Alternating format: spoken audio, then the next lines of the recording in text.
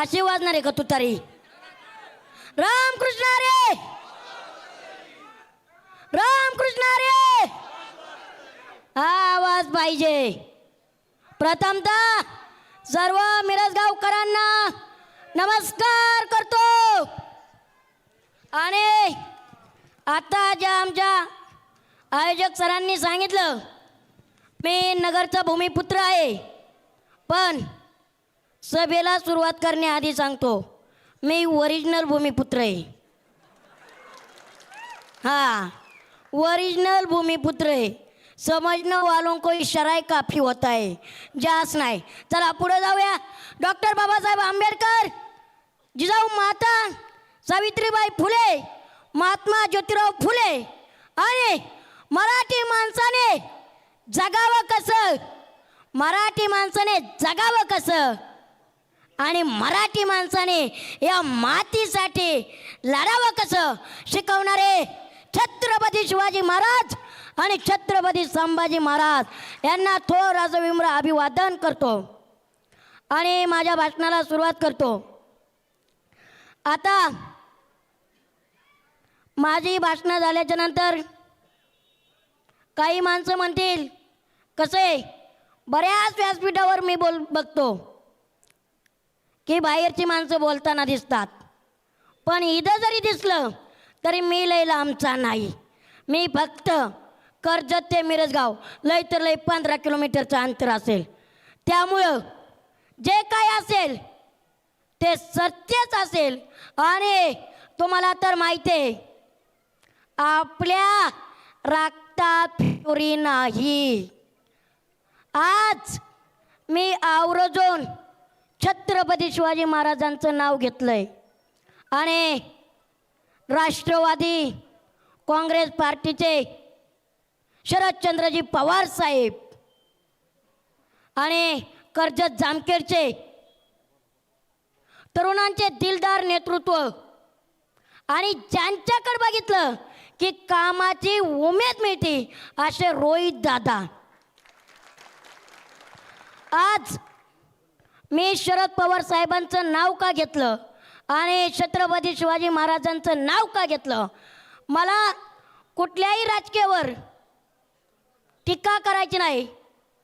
मला बोलताना एकच बोलायचं आहे, आताही कुणाचं सरकार आहे अख्खी जनता बघते, पण छत्रपती शिवाजी महाराजांच्या काळात एक कर्जमाफी झाली आणि शेतकरी राजा म्हणजे शरदचंद्रजी पवार साहेब यांच्या काळात सरसकट कर्जमाफी झाली. मग मला सांगा शेतकरी बांधवांनो, कुणाच्या काळात काय झाले आणि कुणाच्या काळात काय नाही झालं? आता मला येताना इथले रोहित दादा इथले कार्यकर्ते मला म्हणत होते, घनश्यामजी तुम्ही डायरेक्ट केजपर्यंत गाडीने या. पण मी म्हणलं मी गाडीने येत नाही, कारण इथं जेव्हा काचेतून हात धावतात त्याला किंमत नाही, हातात हात घेणाऱ्याला किंमत आहे. त्यामुळं मी तर काय माझ्या गाडीच्या काचाच ठेवलेल्या नाहीत. हां, इथं टू व्हीलरवर फिरणारी माणसं आहेत, टू व्हीलरवर मुलांच्या सायकलवर फिरणारी माणसं आहेत. आपली फोर व्हीलर कुठं दाविता? तरी एक कार्यकर्ता लई उतावी होता, म्हणलं खांद्यावर बसा. बरं, त्यांच्या मनात आम्ही बसल्यामुळे त्यांनी आम्हाला खांद्यावर घेतलं. आणि आज ही तमाम मिरज गावात जी सभा भरते, ही दादा प्रचाराची सभा नाही, ही सभा विजयाची सभा आहे. कारण आताही मी कुठल्याही फकड्याने उठावं आणि म्हणावं, घनश्यामजी तुम्ही महाराष्ट्राचा अंदाज सांगा. मी अख्खा महाराष्ट्र फिरून आलो आहे. इथं बसल्या बसल्या रेकॉर्ड आपल्याकडं, इथं बसल्या बसल्या. आपण फेक नाही, आपण ओरिजिनल आहे. 2 मिनिटात अख्खा बायोडाटा जसा नवरदेवाचा तयार असतो ना, तसा उमेदवारांचा तयार आहे आपल्याकडं. हां, हम खडे तो साला सरकार से बडे. इथं बसले बसले आपण उगच नाही.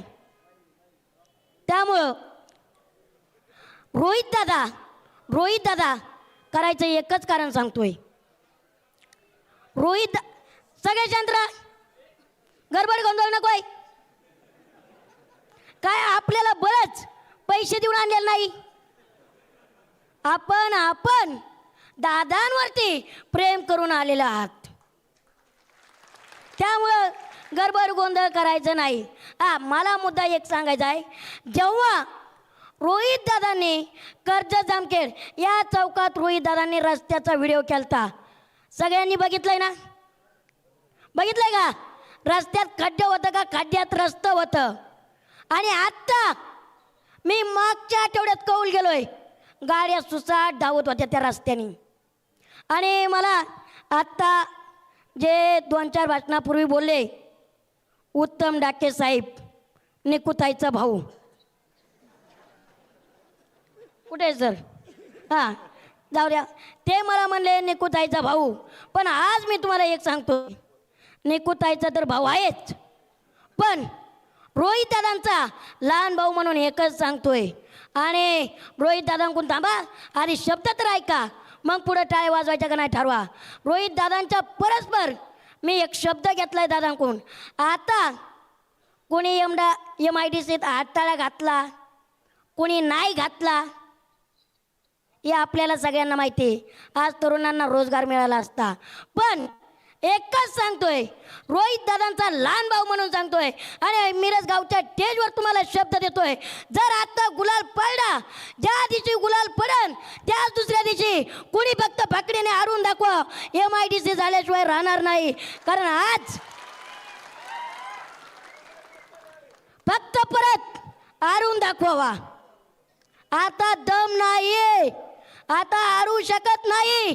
आता तरुणांचा रोजगार हिरावून घेऊ शकत नाहीत. तुम्ही राजकारण करा, पण कुठल्या पद्धतीने करताय ह्याला थोडी मर्यादा ठेवा. आणि रोहित दादा, आपल्याला पहिलं काम करायचं असेल तर आज तरुणांच्या बेरोजगारीचा प्रश्न आहे. जे आज तरुण जर आज रोजगार असतं तर आज आम्हाला 1,500ची वाट बघावं लागली नसती.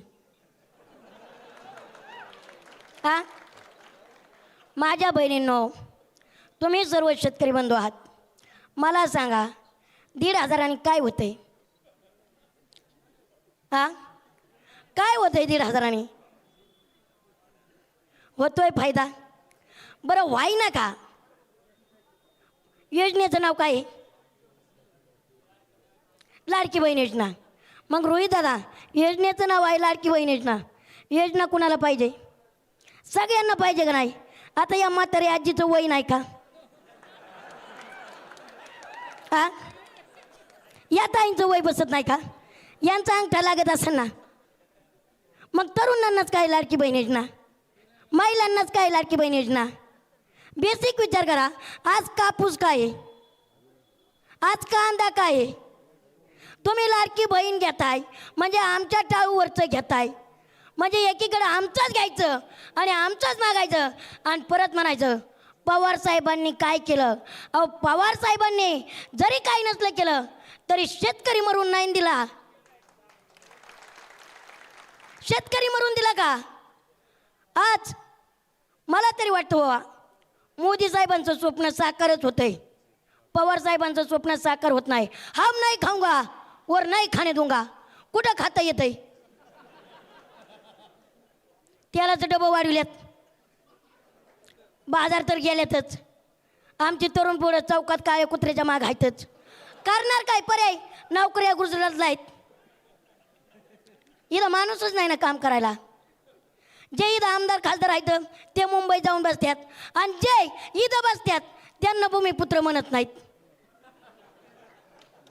जे इथं बसतात, जे आपल्याला टीका करायची नाही, आपल्याला सत्य परिस्थिती सांगायचे. जे इथं आलेत ते मुंबईत आहेत आणि जे बारामतीचे आहेत ते इथं आहेत, पण भूमिपुत्र नाही. मग आता मला खरं सांगा, भूमिपुत्र कोण आहे? आवाज. सगळ्यात महत्त्वाचा मुद्दा. आता आणखीन एक माझ्या शेतकरी बांधवांसाठी एक प्रश्न सॉल्व करून जातो. सगळ्यांना संभ्रम आहे. आपण कधी लहानपणी भांडे कुंड्याचा खेळ पाहिलाय का? भातुकली भातुकली सगळ्यांना माहीत असेल. जेव्हा महाविकास आघाडीत आहेत तवाही भ्रष्टाचारी. महायुतीत गेले की शुद्ध. आज जनतेला प्रश्न पडतोय का यांच्याकडे अशी कुठली पाऊंडर आहे? डायरेक्ट शुद्ध. वॉशिंग मशीन पेक्षाही शुद्ध की महिलांना कपडे धुवायचीच गरज नाही, डायरेक्ट नेता स्वच्छ धुवून येतोय. कुठं चाललंय राजकारण? काय चाललंय? आज शेतकरी मरतोय त्याचा विचार नाही. आज सर्वसामान्य जनता वरपळती त्याचा विचार नाही. आज कांद्याची काय परिस्थिती? मला एक सांगायचं आहे मिरज गावकरांना की ही आमदारकीची तर निवडणूक आहेच, पण इथे जोपर्यंत आपल्या नगरला लाल दिवा येत नाही तोपर्यंत शांत बसायचं नाही कुणी. सगळ्यांनी ही एकी आशिष दाखवायची आणि जिद्द ठेवायची.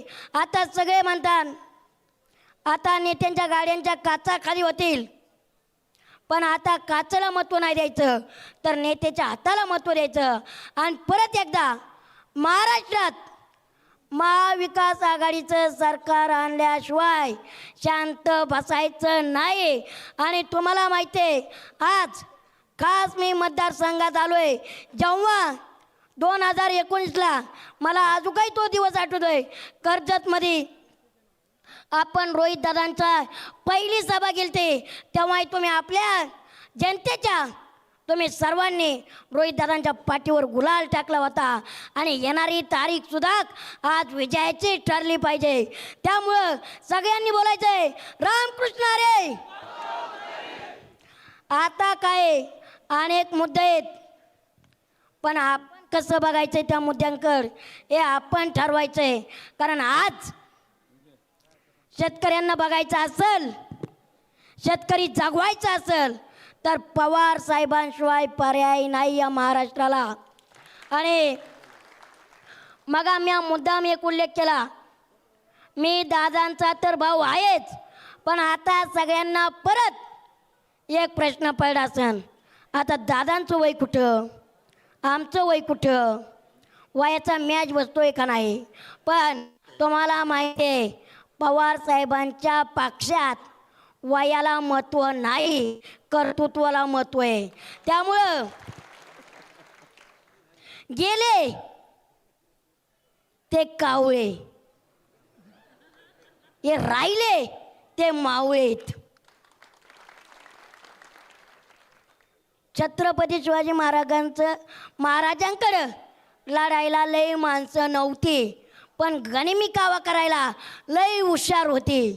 तसा एक आपल्यासाठी निवडणूक धनशक्ती विरुद्ध जनशक्ती आहे. आणि जनशक्तीची पावर आणि ताकद दाखवायची वेळ आलेली आहे. आणि ती ताकद फक्त तुमचीच आहे. आणि अजून एक सांगतोय, ज्या आमच्या बहिणी म्हणतात ना लाडक्या बहिणी योजना, ती आता बंद होणार आहे. मी सांगतो, कारण तुम्हाला माहिती मी बोललो म्हणजे बोललो, मी अभ्यास केल्याशिवाय बोलत नाही. आता शेवटचं तुम्हाला 2 हप्ते आहेत, ती बंद होणार आहे. त्यामुळं मतदान जरा व्यवस्थित करा, नाहीतर तुम्हाला नाही काय कळत. आणि आमच्या दाजींची कंबर जो मोडू द्या धनाधन धनाधन. त्यामुळं बहिणींची पावर. आणि आता मला सांगा, बरं झालं मला बहिणींचा मुद्दा आठवला. बरं सरकारला जरी बहिणींनी साथ द्यायची म्हणलं दादा, तरी 3 भावापैकी कुठल्या भावाला साथ द्यायची बरं?